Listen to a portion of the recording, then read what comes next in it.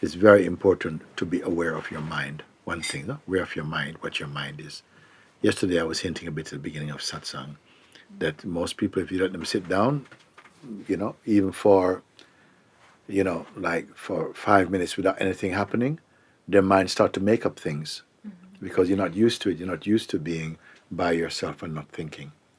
If you're by yourself and not thinking, it's because you're going to sleep or something. So the mind automatically starts to come up and activities start very much.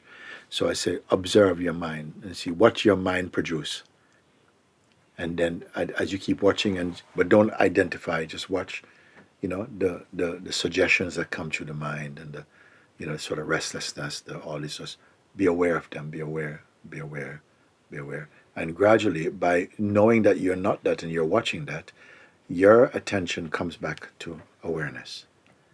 You become naturally self-aware, because a lot of times we identify with the mind without intending to, because you're looking and you're kind of into something and it's like you're obeying the mind's suggestions, no? So if you start to watch the mind, automatically it creates a separation between mind and self. This is very good, very important thing what I'm sharing. If you are observing the mind rather than just serving and acting out mind, thoughts and suggestions and so on, just be aware, sit, even for 5 minutes, you just watch every thought, every suggestion that comes in the mind without identifying with it, then automatically a gap opens up where you can see that the mind becomes an object of your attention and leaves you as the subject of witnessing. And so automatically it throws you back into self-awareness. And you know the difference between, let's say you must know the difference between yourself and your mind. That is the exercise I'm saying. So again, you just stop and just pay attention to, just be quiet, and then watch the movement from the mind, which you will know. Thoughts, feelings, memory, sort of like projections, imagination, images, all these are coming from mind. Means that they don't actually belong to the present moment. They don't belong to anything around you. Everything around us is totally innocent. Nothing is attacking you. Everything is just as it is. But in the mind starts to create these kind of relationships and intention and what to do list and so on like that. So when you're conscious of that activity by just witnessing it but not identifying with it like this, then somehow immediately this thing like this, just like this, it just opens up and you can see that that's mind activity, and you become naturally self-aware that you are not that activity, you are the witness of it. So again, when I say we must discover the difference between yourself and the mind, that's what happens. You start. The more we do that, the more somehow we can be self-aware, which is not just mind aware. You're aware of the mind. You can work with mind. When you're self-aware, you come into shapelessness. You're shapeless awareness. No? And inside that, there's a shape of the mind and activities. When you're shapeless, you can deal with shapes. Okay, you can work with them because the background is the shapeless. That's simple exercise. I was trying to get that across yesterday. Just observe your mind. See, again, for most people, if they sit down for 3-5 minutes and they're not told what to do, okay. If they're told what to do, if you say we're going to sit for 5 minutes, the mind says, okay, we're going to sit for 5 minutes, and then, okay, it can just about handle it. But if you let people sit and they don't know, you don't tell them what to do, then they start to play with their mind, or they play, like this. Yeah, what over there, something there. In fact, you're in a state of waiting. You're waiting for something to happen, and we're almost always in some gear. I say, let's put a mental gear. You're up to something. You're on some program, and so we never quite learn to rest or to acknowledge the natural resting place and the peace of the self. Like we're unaware of our natural peace.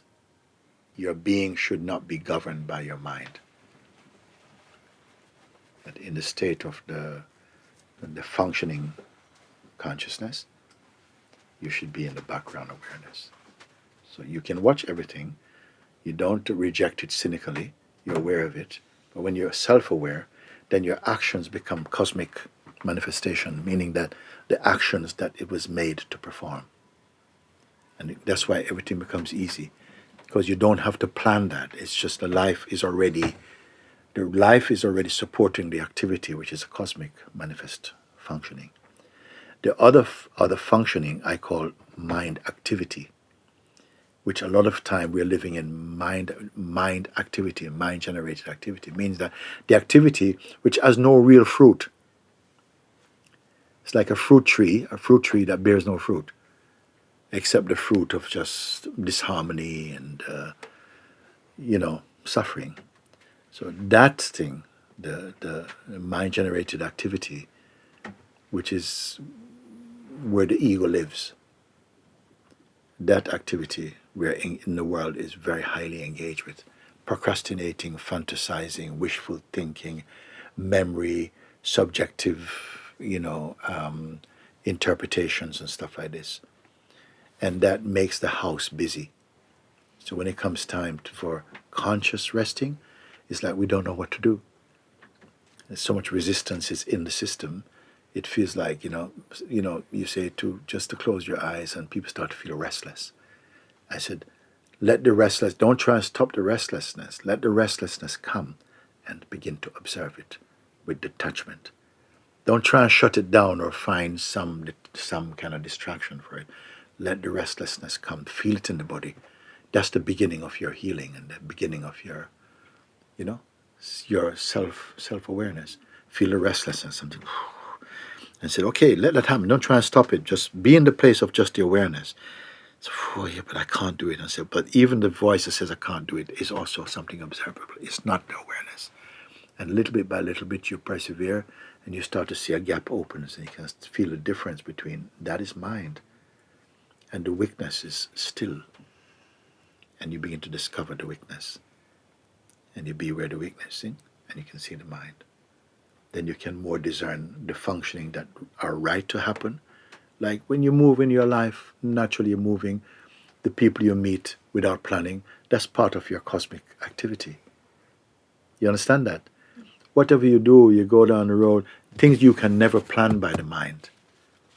These are called that which is ordained by God. That activity you will see when you pay attention to it, because everyone is living that, but not consciously. And what we do when those activities come, because they're not arranged, we tend to feel, no, I'm not in the time. I ain't got time for this, man. Because you prioritize your mental activities rather than your cosmic functioning. It makes sense, no? Doesn't it, like that? And so we begin to recognize more and more and cooperate with the cosmic functioning. And you find that your day happens in such a way that you could not have planned it any better than that. You find that somehow you say, wow, it's so fulfilling, I met so-and-so today. Yeah, but did you have arrangement? No, we just bumped into each other and we got talking and so much came up like that.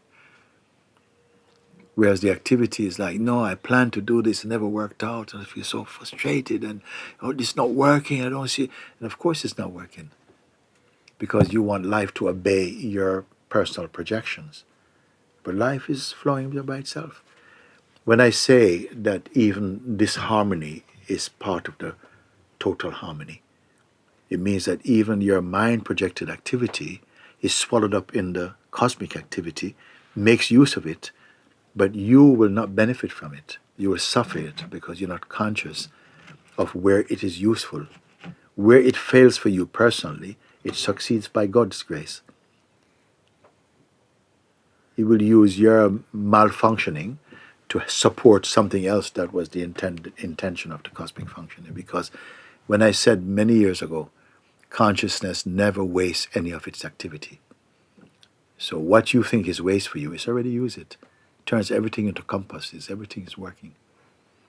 But you are not conscious. When you're conscious of your consciousness, then you're full of praise and gratitude to God. You say, wow, no human being could plan that. The greatest planner could not arrange this, because this happened by itself. And this is what I'm pointing out. So beautiful. And everyone is at the highest part of yourself in your core. You are that. We are that. But in our expression, because we entertain and believe ourselves to be the ego, which is a part of the total functioning, but very, very narrow. You're living in this very narrow path. But that narrow path is just a little blip in the infinite scope of consciousness. So if people could just understand that and just somehow register that internally, it's already the fruit of that is amazing. When I say this is a fruit that never becomes oversweet, and every day becomes your best day, something fresh. If it's not like that, we're living too much in the mind like that. When you realize where you are and what mind is, and you honor this, then the mind returns to what I call natural mind. Means that the mind without antagonism. The mind is antagonistic to the ego, but is in service to the beingness. That's the Lord of the mind, not the person. So good pointing.